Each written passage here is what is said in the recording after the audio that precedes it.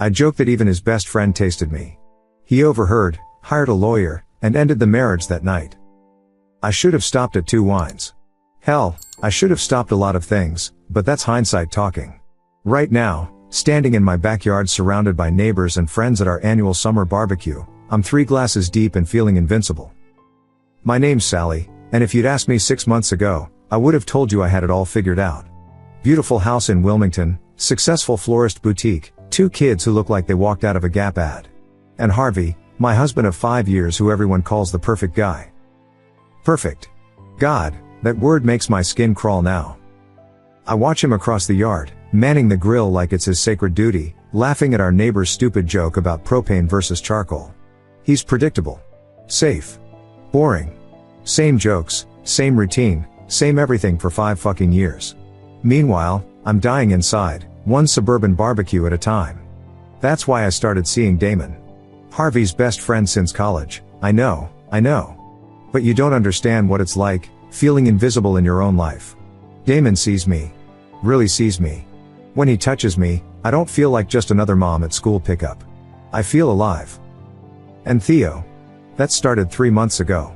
He owns a competing flower shop, and the danger of it, the absolute rawness, makes my heart race in ways Harvey never could. 2 affairs might seem excessive, but when you're drowning in monotony, you'll grab any lifeline thrown your way. The wine makes me bold. Careless. Damon's here with his wife Priya, standing by the pool. He catches my eye and quickly looks away. That small rejection stings more than it should. These centerpieces are gorgeous, Sally, Priya says, running her fingers over the peonies I arranged this morning. You really have a gift. Damon nods, that practiced casual smile on his face. Yeah, beautiful work as always. The wine speaks before my brain can stop it. You should know, you've tasted my arrangements before. And more. The words hang in the air like a grenade with the pin pulled. The entire yard goes silent. 20 people, mid-conversation, mid-laugh, mid-bite, all frozen. Priya's hand hovers over the flowers. Her eyes dart between Damon and me, calculating, processing. I laugh, too loud, too sharp. God, that came out wrong. I meant you've been to the shop so many times for events. Nobody's buying it. The silence stretches, thick and suffocating. That's when I see Harvey. He's standing by the grill, burger flipper in hand, looking at me with an expression I've never seen before. Not anger. Not hurt. Not even surprise. It's like watching a computer process data. Click, click, click behind those brown eyes. Connecting dots I didn't even know I'd left. He sets down the flipper with careful precision. Turns off the grill. Walks toward the house with measured steps. Doesn't slam the door. Doesn't make a scene. Just disappears inside. I need more wine. I announce, my voice pitched too high. Anyone else? People start talking again, forced and awkward. Priya hasn't moved. Damon mumbles something about checking on the kids and practically runs toward the house. Different direction than Harvey went. Smart. I pour myself another glass with shaking hands. This is salvageable. Harvey's probably just upset. He'll sulk in his office for an hour, then come back out and pretend everything's fine. That's what he does. That's what he always does. 2 hours pass. The sun's setting. Guests are starting to make those we should probably head out noises. Harvey hasn't returned. Then I see him, walking across the yard toward me. His face is calm. Completely, eerily calm. He's changed clothes. Why did he change clothes? He reaches me, leans in close enough that I can smell his cologne, and kisses my cheek. His lips are cold. I know everything, he whispers, his breath against my ear sending ice through my veins. Your lawyer better be good. He pulls back, smiles at our guests, and announces pleasantly, thanks for coming, everyone. Drive safe. My phone buzzes in my pocket. A notification from our joint bank account app. Security hold placed. Please contact primary account holder. My wine glass slips from my hand, shattering on the concrete. The glass shards glitter on the concrete like tiny accusations. Everyone stares. I force a laugh, bending down to collect the pieces with my bare hands. Butterfingers. Too much wine, I guess. Harvey appears with a dustpan and brush. Of course he does. Always the hero. His hand touches mine as he takes over the cleanup, and I notice he's wearing his wedding ring on his right hand now. When did he switch it? Careful, He says, loud enough for everyone to hear. You might cut yourself. The way he says it makes my stomach turn. There's something underneath those words. Our guests leave quickly after that. Awkward goodbyes, promises to text that we all know are lies. Priya won't look at me. Damon's already gone, slipped out without saying goodbye. Coward. I corner Harvey in the kitchen while he's loading the dishwasher. What did you mean by that? About the lawyer? He doesn't look up. Check your email. My phone shows 17 new emails. The top one is from Morrison & Associates, LLC. Subject line, representation of Harvey Hayes, immediate action required. My legs go weak. I sink into a kitchen chair, scrolling through the email. Phrases jump out: irreconcilable differences, division of assets, custody arrangement. You can't be serious. He closes the dishwasher, turns to face me. The security hold on our accounts is legal. I'm the primary account holder. I've also removed you from the business credit cards and changed the beneficiaries on my life insurance. When did you? 2 hours ago. While you were hosting. Lorraine, that's my attorney, works fast. Lorraine. He's on a first name basis with his divorce attorney. This isn't a reaction. This is a plan. Harvey, please. We need to talk about this. I was drunk, I said something stupid. Tuesday nights. My blood freezes. You said you had inventory every Tuesday night. Late shipments, you said. Difficult vendors. He pulls out his phone, shows me a credit card statement. Marriott downtown. Room 412. Every Tuesday for 6 months. I can't breathe. Wednesdays were Theo, right? That boutique hotel on Riverside? You got sloppy, Sally. Used our joint card twice. How long have you known? 3 weeks. He leans against the counter, studying me like I'm a stranger. My brother mentioned seeing your car at the Marriott when he was working a case. I didn't believe him. You know what's funny? I actually defended you. His brother. That pie I always said gave me the creeps. But then I looked. Really looked. And once you start looking, it's amazing what you find. Harvey opens his laptop on the counter. Did you know deleted texts can be recovered? There's software for that now. The screen shows a conversation thread. Me and Damon. I recognize it immediately, last month's messages. The ones where I called Harvey pathetic. Where I detailed what Damon did to me in our bed while Harvey was at a recording session. Where I bragged about moving money into my private account. That's illegal. You can't. Our shared computer. Our shared phone plan. All legal. My phone buzzes. Renata, my business partner, what the fuck did you do? Check your email now. Another email. This time from our biggest client, the Henderson wedding. Cancellation notice. Then another.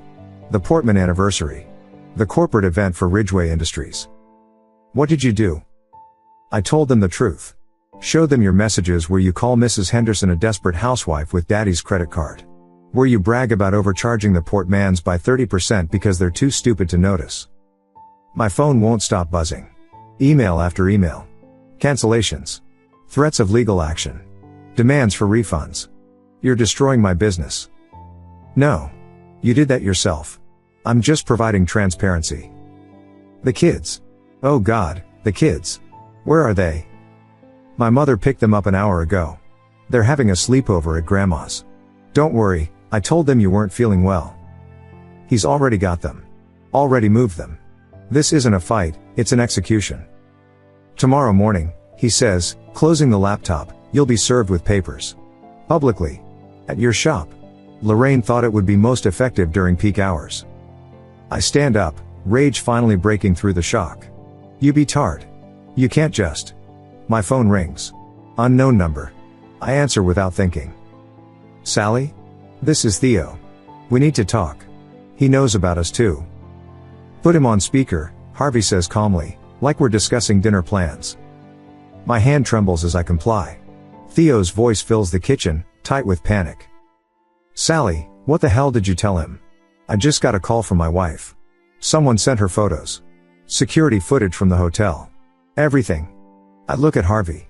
He's eating leftover potato salad from the barbecue, completely unbothered. Theo, Harvey says, still chewing. Thanks for calling. I was wondering if you'd gotten my package yet. Package? What package? Who is this? The husband. Check your email in about 3 minutes. I sent something interesting to your business account too. Oh, and the Better Business Bureau. And that farmer's market board you're so proud of being on. The line goes dead. Theo hung up. You contacted his wife? No, that was Priya. Damon's wife? She's very thorough. They've become friends already. Trauma bonding, I think they call it. I need to sit down. I need to think. But Harvey's still talking. Here's what's going to happen. You're going to spend tonight packing your things. Tomorrow, after you're served at the shop, you'll come home to find your belongings in the garage. The locks will be changed. The kids will be with me. You can't just kick me out of my own house. Check the deed. I know what I'll find. He bought this house before we married. I'm not on the deed. I never pushed it, too busy building my business with our money. His money. My phone explodes with notifications. Instagram. Facebook. People tagging me, messaging me. I open Instagram with shaking fingers. There it is. A video. Posted by someone called A Truth About Sally. It already has 200 views. The video is from the Marriott elevator.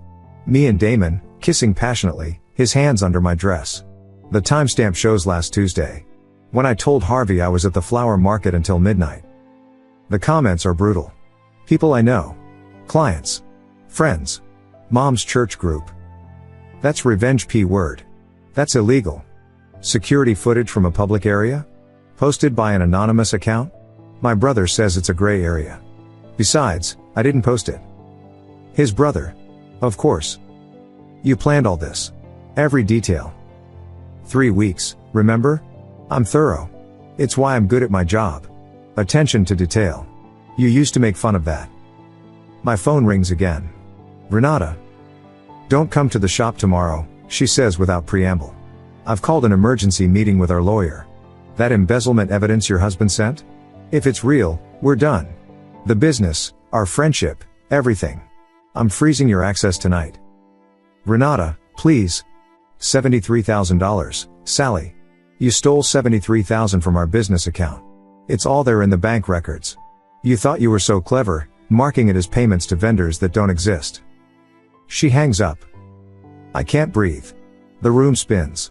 This can't be happening. This morning I woke up in control of my life, and now I need a lawyer. You should probably get one tonight, Harvey agrees. Lorraine's very aggressive. She'll file for emergency custody first thing tomorrow based on abandonment and moral turpitude. Did you know that's still grounds in our state? The kids need me. I'm their mother. The mother who left them with random babysitters while she was at hotels? The mother who drove them to school smelling like wine? Yeah, the neighbors have been very helpful with their statements. Statements. He's been collecting statements from neighbors. I grab my purse, my keys. I need air. I need to think. Where are you going? He asks. Away from you. Fair enough. But Sally? Your cards won't work. I've reported them as stolen. Identity protection, you understand. And that private account you've been hiding? The one with $40,000 you skimmed from our joint savings? It's frozen. Federal hold, pending investigation for tax evasion. Turns out you never declared it. I spin around. How? You used your social security number. Rookie mistake. My phone buzzes one more time. A text from Damon, don't contact me again. Screenshot this message and I'll sue for harassment. Priya's lawyer's idea. Then another, from an unknown number. The message is just a video file. I click it. It's me.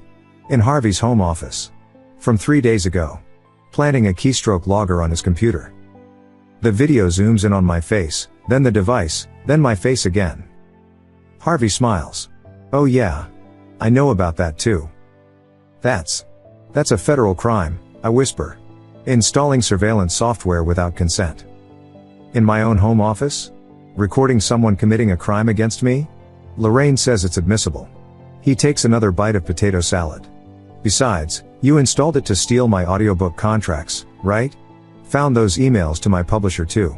Pretending to be my assistant, trying to redirect payments. My legs give out.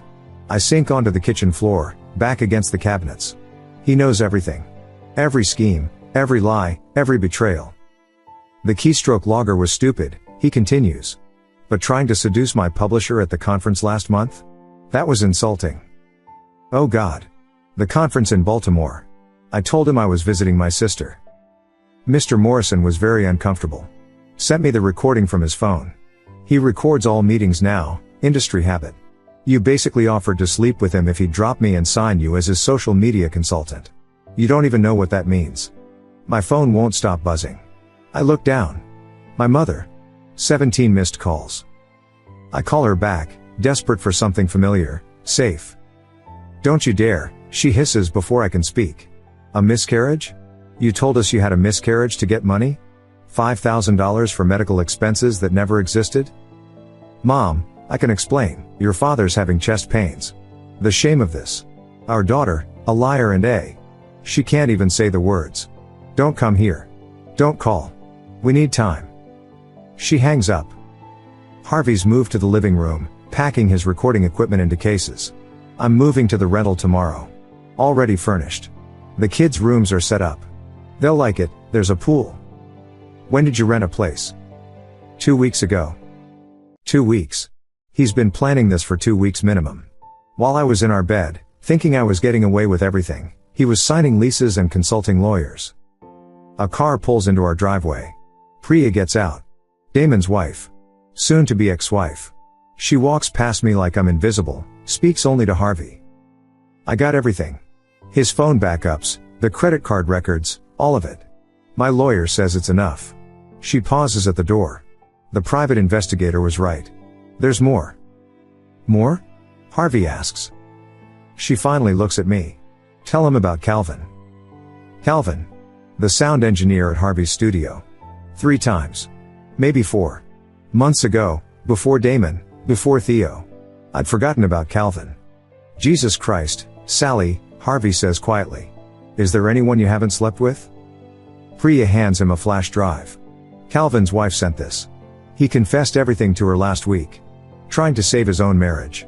There are recordings. Recordings. Calvin works in audio. Of course there are recordings. I'm taking the kids to my mother's for the week, Priya continues. Away from this mess. My lawyer will be in touch about the alienation of affection lawsuit. You can't sue me for your husband's choices. She laughs, bitter and sharp. Watch me. My prenup has an infidelity clause. Damon loses everything. But you? You pursued him. There are texts where you literally say I don't care about your wife. That's intentional infliction of emotional distress. After she leaves, I try to stand. Need water. Need air. Need something. Harvey blocks my path. By the way, your Tuesday client tomorrow? Mrs. Morrison? She cancelled. Turns out she's Lorraine's cousin. Small world. The Morrison wedding. $50,000 contract. The biggest job of my career. You can't. That's interference with. With what? She made her own choice. Just like you made yours. My phone buzzes again. Unknown number. I almost don't answer, but what else can go wrong? Ms. Hayes? This is Detective Bryant, Financial Crimes Division. We need to discuss some irregularities in your business accounts. Can you come to the station tomorrow morning? What? Your business partner filed a complaint. Something about embezzlement and tax fraud. Bring your lawyer. The room tilts. Am I under arrest? Not yet. But I'd strongly suggest you come in voluntarily. 9 a.m. Don't make us come find you. I drop the phone. Harvey's watching me with that same calm expression. What did you do? He shrugs. I gave them evidence. What they do with it isn't up to me. My phone buzzes one last time. A text from a number I don't recognize. Check your daughter's iPad. Check what she's been seeing. My daughter's iPad. Ruby's 8 years old. What could she possibly? I rush upstairs to her room, Harvey following slowly behind. The iPad is on her unicorn bedspread, plugged in and charging like always. My hands shake as I enter the passcode. The browser history makes me want to vomit. My mommy and her special friends, a Google search from last week. Why does mommy smell different when she comes home? What is a whore? Why do mommies lie to daddies? I sink onto her bed. The stuffed animals she arranged this morning stare at me with glassy, accusing eyes. She saw you, Harvey says from the doorway. Last month. You told me you were taking her to dance class, but you went to the Marriott instead. Left her in the car with the iPad for an hour. She got scared. Called me crying. I picked her up. I remember that day. Told him she must have gotten confused, that I'd just run inside to use the bathroom. She saw you go in with Damon. Saw you kissing in the lobby. She's been having nightmares. You've been poisoning her against me. I've been taking her to therapy. Dr. Foster. She's documented everything. Ruby drew pictures. Want to see them? He holds up a folder. I can see the edge of a crayon drawing. 2 figures kissing while a small figure watches from behind something. A car. The custody evaluator has copies, he adds. I stand, rage finally overtaking shock. You're using our daughter against me. No. I'm protecting her from you. There's a difference. My phone rings. My lawyer. The one I called an hour ago in desperation. Finally, some help. Ms. Hayes? I've reviewed the documents your husband's attorney sent. I'm sorry, but I can't represent you. What? Why? Conflict of interest. Also, frankly, you can't afford me. Your assets are frozen, your business is under investigation, and based on what I'm seeing, you're looking at criminal charges. You need a criminal defense attorney, not a divorce lawyer. Good luck. She hangs up. I throw the phone against the wall. It shatters, like everything else in my life. That's the third lawyer, Harvey observes. They talk to each other, you know. Lorraine has connections. I grab him by the shirt. You're destroying me. He doesn't resist, doesn't pull away. Just looks at me with those calm brown eyes. No. I'm revealing you. Every lie, every betrayal, every cruel thing you've done. All I did was make it visible. I'll fight this. I'll get custody. Mother's always. Tomorrow at 9, you're meeting with financial crimes. At 10, you're being served at your shop, if Renata even lets you in. At noon, there's an emergency custody hearing. You might want to shower. Judges notice these things. He gently removes my hands from his shirt, straightens the fabric. Oh, and Sally? That $40,000 in your hidden account? It's not frozen because of tax evasion. My blood goes cold. What? It's frozen because it's evidence. You see, stealing from a joint account during a marriage is one thing. But stealing from your business? Using it to fund your affairs? That's embezzlement. And those flowers you've been buying for personal use but billing to the company? That's fraud. You set me up. No. You committed crimes. I just documented them. I hear a car in the driveway. Through Ruby's window, I see my parents' sedan. My father gets out, sees me watching, and looks away. They're here for my things. Not for me. Your mom called while you were up here, Harvey says. They're taking your stuff to storage. The unit's paid for 1 month. After that, it's your problem. I watch my mother walk into my house, without knocking. She won't even look up at the window. This is my life. I scream at him. My home, my children, my business. He corrects. It was your life. Until you decided it wasn't enough. I push past him, running downstairs. My mother is in the kitchen, packing my grandmother's china, the china she gave me for my wedding. Mom, please. Your father had to take nitroglycerin. His heart couldn't handle the shame. Our friends, our church, everyone knows. She wraps a plate in newspaper with surgical precision. That miscarriage lie? I lost 3 babies before I had you. Real losses. Real grief. And you used that pain for money. She finally looks at me, and her eyes are empty. I don't have a daughter anymore. 1 year later, I ring up groceries at Fresh Mart, scanning items with the mechanical precision I've perfected over 8 months. Eggs. Bread. The good wine I can't afford anymore. The customer, a woman about my age, talks on her phone about her daughter's recital. I used to be her. Designer handbag, fresh manicure, planning family events like they were military campaigns. Now I wear a polyester uniform that smells like industrial disinfectant no matter how many times I wash it. That'll be $67.43, I tell her.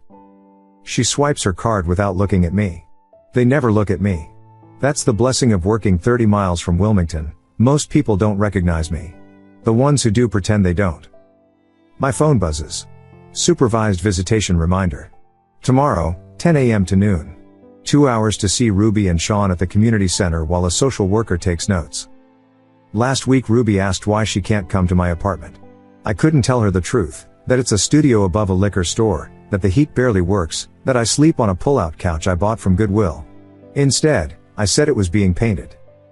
"You always lie, Mommy," she said quietly. "Dr. Foster says I don't have to believe you anymore." She's 9 now. Sean's 7. They call Harmony Miss H and made her Mother's Day cards. Harvey posted the photos on his Instagram, the one with 40,000 followers, thanks to his viral podcast about surviving betrayal with grace. I know because I check it from a fake account during breaks. The court gave him everything. The house. Full custody. Child support that takes half my paycheck, not that there was much to take. The criminal charges got pleaded down to community service and restitution, but the civil suits destroyed me. Priya got 30,000 for alienation of affection. Renata got the business and a judgment for the embezzlement. The IRS got the rest. Damon disappeared entirely. Moved to Montana, I heard. Pays Priya $2,000 a month in alimony while working construction. Deleted all social media. Became a ghost. Theo thrived. That betard turned the scandal into marketing gold. Integrity in bloom, his new slogan. He occupies my old storefront now. Sends me photos sometimes, just to twist the knife. The latest showed him accepting the Chamber of Commerce award I was supposed to win. "Excuse me? Hello?" I snap back. Another customer. I scan their items, make change, repeat. My manager, Keith, approaches. 23 years old with assistant manager dreams and a tendency to hover. "Sally, I need you to clean the restrooms before your shift ends." That's not my job. It is if I say it is. A year ago, I owned a business. Had employees. Now a kid with a community college degree orders me to scrub toilets. I need this job. It's the only one that would hire me after the background checks. I clean the restrooms.